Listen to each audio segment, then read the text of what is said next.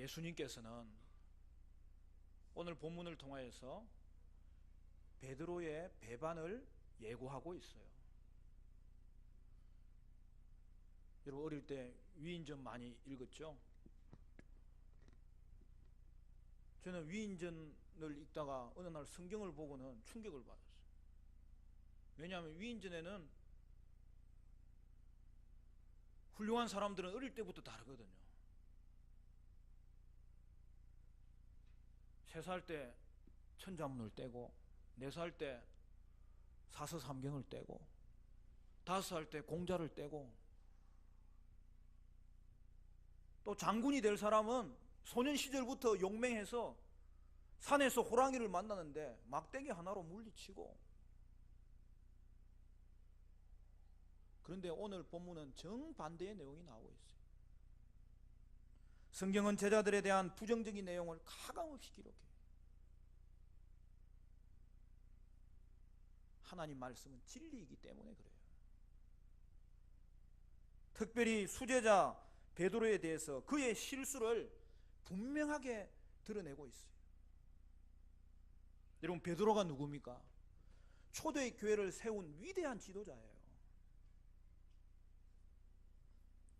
여러분, 마태복음은 유대인을 위한 복음서인데요, 기독교 유대 공동체의 최고의 지도자는 베드로예요. 마가복음은 마가가 기록했는데 마가는 베드로의 직계 제자예요. 누가복음은 누가가 기록했는데 누가는 바울의 제자입니다. 그러나 바울이 베드로의 제가를 받고 사도들의 교제권 안으로 들어가게 되었던 거예요. 요한복음의 요한은 그가 예수님을 처음 만났을 때부터 베드로와 짝이었어요. 초대교회를 세울 때에도 베드로의 가장 가까운 파트너였어요. 그런데 성경을 보면 사복음서 전부에서 오늘 이 베드로의 배반 예언이 기록되어 있는 것을 볼 수 있습니다. 베드로에 대한 평가는 한마디로 말하면, 죄송합니다 한번, 떡잎부터 걸렀다, 다 시들어져 버린 거예요. 그런데 어떻게 되는 것입니까? 주님의 예언대로 결국 베드로는 예수님을 배반합니다. 그럼에도 불구하고 베드로는 그 후에 초대교회를 세우는 위대한 지도자가 되었고, 이방 선교의 물꼬를 트는 선교의 촉매자가 되었고, 그도 예수님을 따라서 결국에는 십자가에 못 박혀 죽게 되는 순교자가 되었습니다. 떡잎부터 시들어져 버린 사람이 어떻게 이런 일이 일어나게 된 것입니까?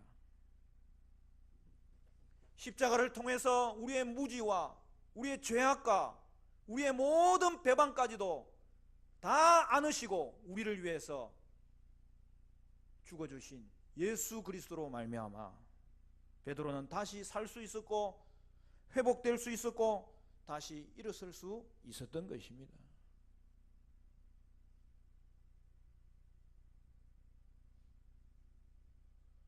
오직 우리가 회복될 길은 예수밖에 없고,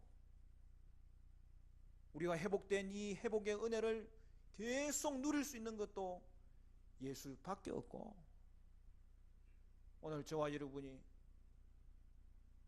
우리의 가지를 예수님의 중심 가지에 붙여 놓았을 때에 우리는 예수 안에 있음으로 말미암아 열매 맺고 회복되고 갈수록 잘 되는 은혜가 있게 될 줄로 믿습니다.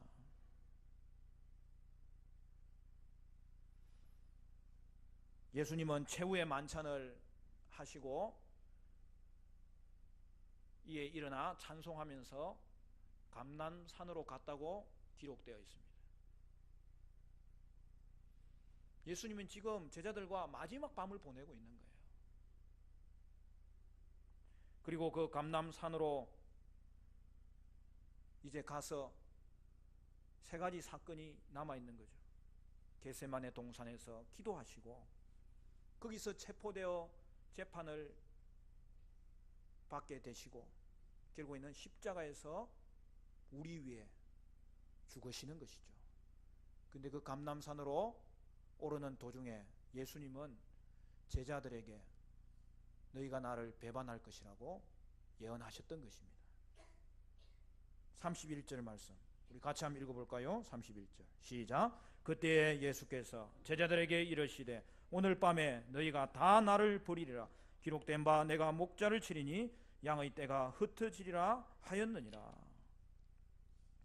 예수님의 고난과 죽음으로 인하여서 제자들은 한 사람도 빠짐없이 예수님을 떠날 것이고 예수님을 버릴 것이고 예수님으로부터 도망가게 될 것이라고 말씀합니다.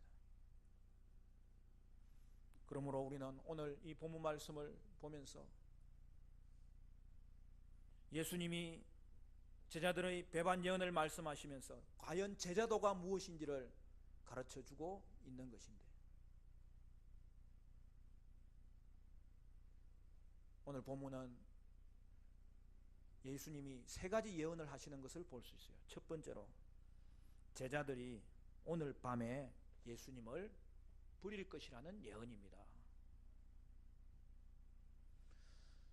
예수님의 제자들의 이 배반 예언은 굉장히 구체적이에요. 언제 제자들이 예수님을 버린다고요? 오늘 밤에. 지금도 밤이에요. 몇 시간이 안 되었어. 오늘 밤에 너희가 나를 버리리라. 여기서 버린다는 말은 원래 뜻이 나 때문에 걸려 넘어진다는 거예요. 제자들의 충성심이 시험을 받게 됩니다. 그들은 예수님께 충성을 맹세했지만 그것이 다 깨어질 것을 말씀하고 있어요. 조금 전 최후의 만찬에서는 가룟 유다가 예수님을 팔 것이라고 예언하였던 그 예수님이 이제는 제자들이 모두 그를 배반할 것이라고 예언하는 것입니다. 예수님의 마음이 얼마나 아프셨을까요? 그러나 이 말씀을 주심은 예수님의 죽음을 직면하면서 제자들이 당하는 그 절망감, 두려움, 번민이 얼마나 클지를 미리 알고 계셨기 때문에 이 말씀을 주신 것이죠. 어려운 일이 올 때를 준비하라고 이 말씀을 주신 것이죠. 예수님은 우리의 연약함을 알고 계세요. 그렇기 때문에 우리를 늘 준비하도록 이끌어 주시는 거예요. 신앙생활 하면서 여러분 준비를 잘 하시고 준비하는 것을 아주 귀하게 생각하셔야 돼요.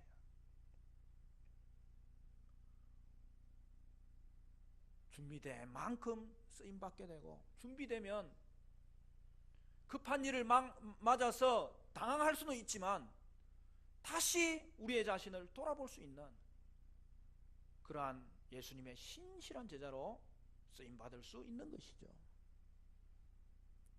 두 번째 예언은 뭐죠? 베드로가 3번 예수님을 부인하게 될 것을 예언하십니다. 모든 제자들이 예수님을 버릴 것이라는 그 예수님의 말을 듣고 베드로가 어떻게 반응합니까? 역시 베드로죠. 베드로는요 거침이 없어요.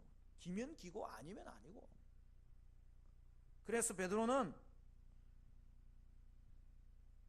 자신의 생각을 거침없이 말하는 거예요. 33절에 보면 우리 같이 한번 읽어볼까요? 33절 말씀 다 같이 시작. 베드로가 대답하여 이르되 모두 주를 버릴지라도 나는 결코 버리지 않겠나이다. 근데 이 말씀에 베드로의 약점이 다 포함되어 있어요. 결연한 의지를 보이는 것은 좋지만 그는 다른 사람과 비교하고 있는 거예요. 여러분 사실 인간이 다 그래요. 긍지를 느끼는 것도 비교해서 긍지를 느끼고 힘들어하는 것도 비교하니까 힘들어하는 거예요. 베드로는 다른 사람은 배교하고 실수할 수 있지만 자신은 이들보다 낫기 때문에 그렇지 않다고 생각하고 있었던 거예요. 그러므로 오늘 본문에 보면 나라는 말이 강조되고 있어요. 거기다가 어떻게 해요? 다른 사람은 몰라도 나는 결코 버리지 않겠다고 말하고 있는 거예요. 우리는 여기서 베드로의 교만한 모습을 보게 되는 것이죠. 여러분, 비교는 사람과 하면 안 돼요. 비교는 누구하고 하는 거예요? 예수님과 비교하면 돼요. 여러분, 사람과 비교하면은 교만해집니다. 사람과 비교하면 또 정반대로 절망하게 됩니다.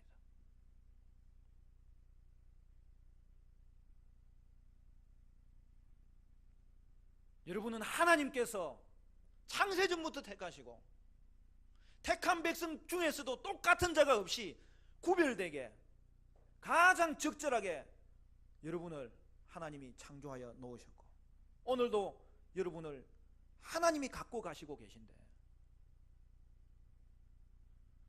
베드로는 비교하다가 교만해졌고 교만하다가 넘어진 것이죠.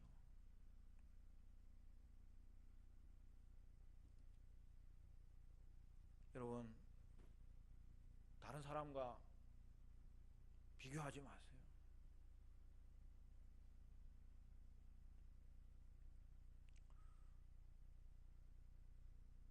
다른 사람과 돈도 비교하지 말고 다른 사람과 미모도 비교하지 말고 우리 교회는 내가 보기에는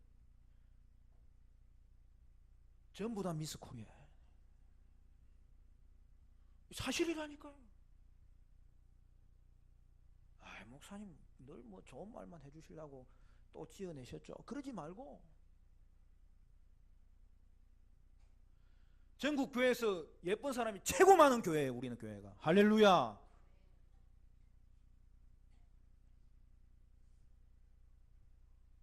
저는 우리 집 사람 화장도 하지 말라 그래요. 원래 사모님이 한 번씩 저한테 묻거든요. 여보, 나 화장 잘 됐어요? 그래. 화장하지 말라니까요. 그래도 교회 나올 때 공식적인 자리에서는 이제 예의상 하는 거죠.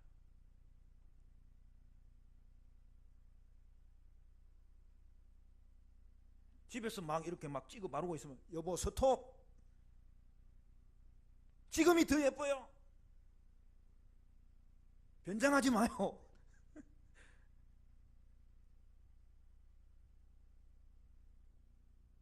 성도는 깔끔하게 유지하면 아름답습니다. 요즘은 뭐 얼마나 대한민국은 성형 천국인지 막 얼굴을 잡아 당겨가지고 한 번씩 만나면 누가 누군지 모르겠어. 내가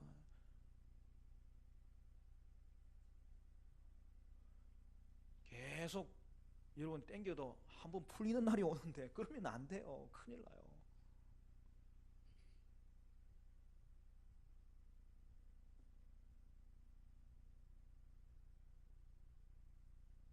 제가 이야기가 나왔으니까 하나 더 하면은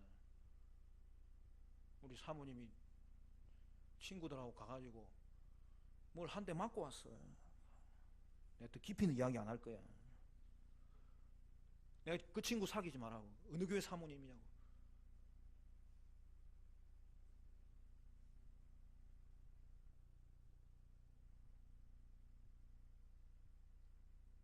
그래서 제가 축복했어요. 사모님 아름답게 늙으시기를 축복합니다. 우리는 늙어야 돼. 우리는 늙어야 돼.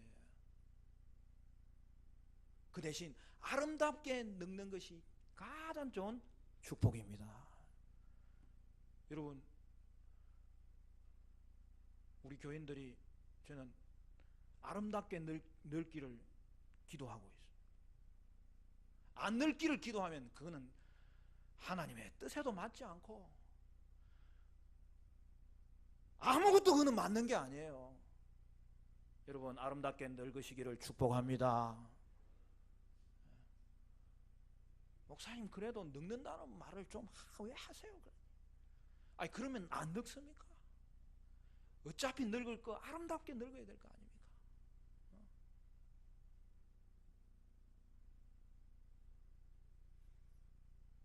우리 옆 사람 그래도 축복 한번 하고 다음 넘어갑시다. 저를 보지 말고 옆 사람 보시고 아름답게 늙으시기를 축복합니다. 늙어야 된다니까. 아름답게 늙으면 되는 거예요. 옷도 좋은 옷이 중요한 게 아니에요. 교회 올 때는 깨끗한 옷이 중요한 거예요. 매주 한 벌 가지고 갈고 닦아도 괜찮아요. 얼마나 예쁜데.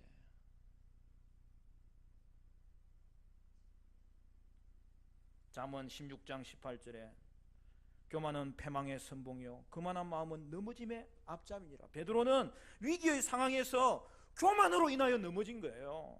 성도는 다른 사람과 비교할 것이 아니라 언제나 누구하고 비교하라고요? 예수님과 비교해요. 그러면 예수님을 닮는 거예요. 하나님과 비교하는 거예요. 하나님의 마음을 품는 거예요. 하나님과 비교하면 우리는 한없이 겸손해질 수 있어요. 그것이 축복의 그릇이에요. 예수님, 하나님과 비교할 때에 우리는 죄인으로서 한없이 절망하게 됩니다. 그럼에도 불구하고 겸손히 주를 의지할 수 있습니다. 생명을 얻고 위로를 받고 소망이 생기고 능력을 얻게 됩니다. 예수님이 제자들에게 그를 버리고 도망할 것이라고 말씀하셨을 때 베드로는 주님께 나를 도와달라고 요청해야 됐었습니다.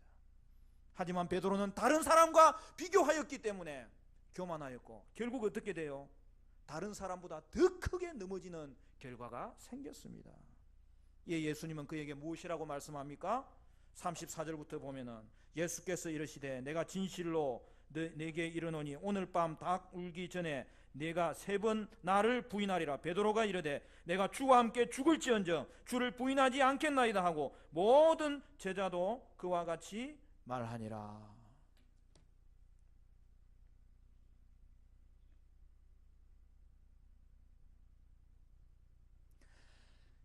예수님은 베드로에게 오늘 밤 달 울기 전에 내가 3번 나를 부인하리라고 예언합니다. 아주 구체적으로 예수님은 예언하세요.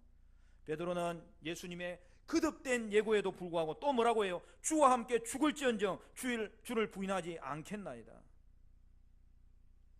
물론 이 고백은 귀한 고백이에요. 그런데 거기에 하나가 빠진 거죠. 자기 스스로의 자신감으로 고백하고 있는 거예요.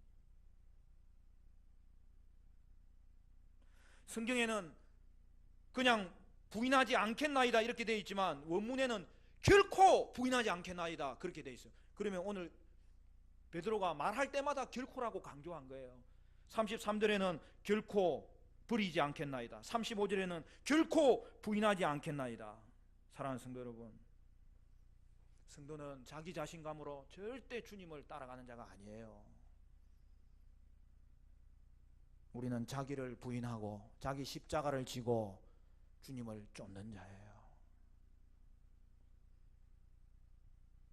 성도는 자신을 의지하는 자가 아니라 끝까지 주님을 의지함으로 주님을 따라갈 수 있고 주님을 높일 수 있고 신실하게 주님께 쓰임받을 수 있는 거예요. 그러므로 베드로는 아직도 제자들의 원리를 깨닫지 못하고 있었던 거예요. 여러분, 부인한다는 것은 이미 관계가 돈독하게 맺혀져 있는 사이에서 일어나는 일이에요. 그러므로 베드로의 부인은 뭐예요? 예수님께서 가장 친한 친구로부터 버림받은 거예요. 마지막으로 3번째, 어떤 예언이 나와요? 예수님이 부활하시고 갈릴리에서 다시 제자들을 만날 것이라고 예언합니다. 32절은 짧게 그렇게 되어 있죠. 우리 31절 32절 우리 2절 같이 한번 더 읽어볼까요? 31절부터 시작. 그때 예수께서 제자들에게 이르시되 오늘 밤에 너희가 다 나를 버리리라. 기록된 바 내가 목자를 치리니 양의 떼가 흩어지리라 하였느니라. 그러나 내가 살아난 후에 너희보다 먼저 갈릴리로 가리라. 제자들도 갈릴리로 갈 거예요. 예수님이 그런데 먼저 가 계세요. 그래서 갈릴리에 다시 만날 것이라는 것까지 예언을 해주세요. 왜 그렇습니까?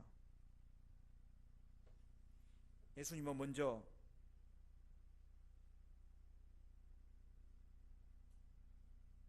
내가 살아난 후에라고 이야기했어요.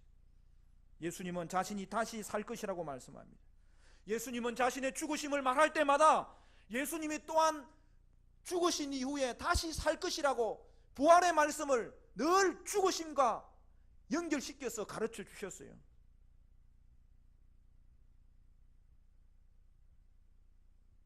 여러분, 인간은 죽음이 끝이에요. 죽음을 두려워하는 이유는 그것으로 세상의 삶이 끝날까봐 두려운 것이고, 또한 세상의 삶을 인하여서 심판받을까봐 두려워하는 인간의 심성이 우리 속에 자리 잡고 있는 거예요. 하나님을 떠나서 스스로 채우지 못하는 그것을 자기 스스로 채우려고 하다가 자기를 망가뜨리고 이웃을 망가뜨리는 그의 삶 전체가 하나님 앞에 심판받을 것과, 그러나 이 땅에서 그럼에도 불구하고 가졌던 것, 유지했던 것, 그것을 빼앗길 것이 두려운 것이죠. 그래서 죽음이 끝이에요. 그러나 예수님에게는 죽음이 끝이 아니에요. 그는 죽으시고 부활하신 만왕의 왕이십니다. 성도도 죽음이 끝이 아니에요. 예수님과 함께 다시 살게 될 것입니다. 예수님은 십자가에서 죽으시면서도 자신의 부활에 대해서 확실히 알고 계신 거죠. 그러므로 제자들에게 자신의 부활에 대해서 다시 한 번 더 확인시키는 것이죠. 그러나 제자들은 예수님의 부활 예언을 들었음에도 불구하고 그 예수님의 부활 예언을 전혀 믿지 않고 있었습니다. 오늘날도 부활을 믿지 않는 자의 삶은 얼마나 연약한 신앙인지요, 얼마나 흔들리는 신앙인지요, 얼마나 헛된 믿음인지요. 사랑하는 성도 여러분, 여러분은 예수님의 죽으심과 부활을 믿으시기를 바라고, 연약한 믿음, 흔들리는 믿음, 헛된 믿음 가운데서 벗어나서 확고한 믿음, 변치 않는 믿음, 참된 믿음의 사람으로 사시기를 주님의 이름으로 축원합니다. 축원합니다. 그리고 예수님은 자신이 부활하신 후에 제자들보다 먼저 갈릴리로 가실 것이라고 예고하고 있어요. 여러분, 왜 예수님이 부활하신 이후에 예루살렘에서 만난다고 하지 않고 왜 갈릴리에서 만난다고 했을까요? 물론 예루살렘에서도 만납니다. 그러나 갈릴리의 만남이 왜 중요할까요? 갈릴리는 예수님이 사역을 시작하신 곳이에요. 회개하라, 천국이 가까웠느니라. 하나님 나라 운동이 시작된 곳이에요. 거기서 제자들은 예수님을 만났고, 거기서 제자들은 예수님으로 말미암아 제자로 부름받았어요. 거기서 말씀을 들었고 기적을 보았어요.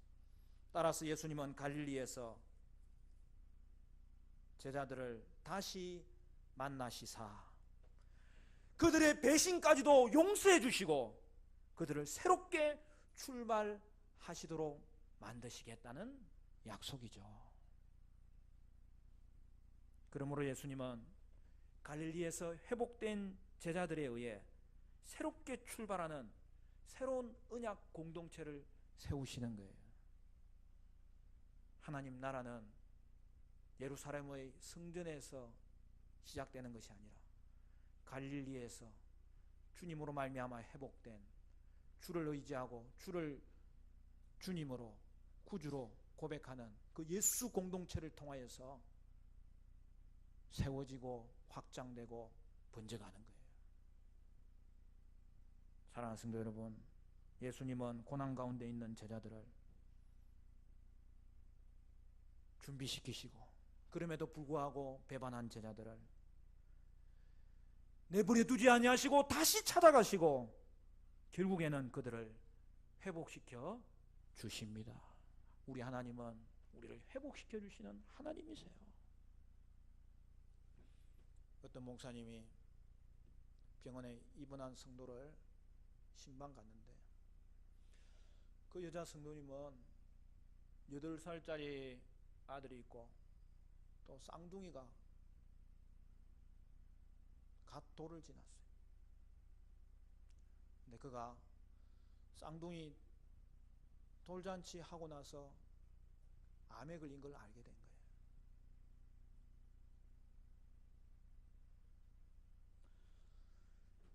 성도님과 서로 대화하다가 성도님 속에 얼마나 믿음이 아름답게 자리 잡고 있는지를 목사님이 확인하고 질문을 했어요.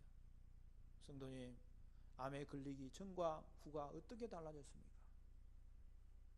그러니까 그분이 하는 말이, 목사님, 암에 걸리기 전에는 저는 나밖에 몰랐습니다. 또 하나, 돈밖에 몰랐습니다. 자기 인생에는 딱 두 가지예요. 남편도 필요 없어요. 나만 있으면 되는 거예요. 그리고 돈이 최고예요. 그런데 암에 걸리고 난 이후에 하나님 앞에 간절히 기도하는 제목이 생긴 거예요. 주님, 우리 쌍둥이들 20살 때까지만 내 생명을 허락해 주옵소서. 70살, 80살, 90살도 원하는 게 아니에요. 고등학교 졸업하는 잘하는 과정 속에 내가 저들을 돕게 해달라고 그렇게 기도하는 거죠. 아프고 나니 애들이 눈에 보이고 남편이 눈에 보이고 돈은 아무것도 아니라는 것을 깨닫게 되어서 내 인생이 바뀌었습니다. 암에 걸린 것이 하나님께 너무 감사합니다. 암에 걸리지 않았으면 세상 가치관으로 똘똘 뭉쳐서 살았을 것인데 암에 걸리고 나니 주위에 사람들이 보이고 내가 남편이 나를 위해서 사는 자가 아니고 아이들이 나를 위해서 사는 자가 아니고 내 아이가 귀한 건 내 남편이 나보다 귀한 것이 눈에 보이고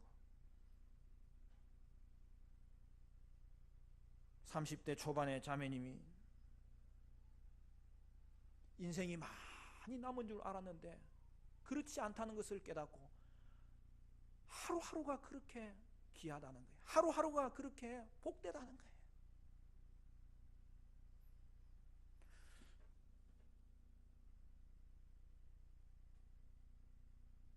암이 저에게 복을 가져다 주었습니다. 저는 이 일로 말미암아 변화되었습니다. 사랑하는 성도 여러분, 성도는 고난이 우리에게 넘어지게 하는 도구가 아니라 언제나 그것으로 말미암아서 연단되고 정화되고 어린아이 신앙이 성숙한 하나님 자녀의 신앙이 되고 변화되는 은혜가 있습니다. 하나님 새롭게 만날 수 있는 기회가 되는 거예요. 사랑하는 성도 여러분, 말씀을 맺겠습니다. 이 땅을 살아갈 때 저와 여러분은 끝까지 주님 의지하시기를 바라고 그로 말미암아 연단되고 정화되고 변화되고 지혜를 얻고 주님으로부터 능력을 얻어서 이 땅 가운데서도 승리하며 주께 아름답게 가꾸어져가는 주의 백성으로 쓰임받게 되시기를 주님 이름으로 간절히 축원합니다.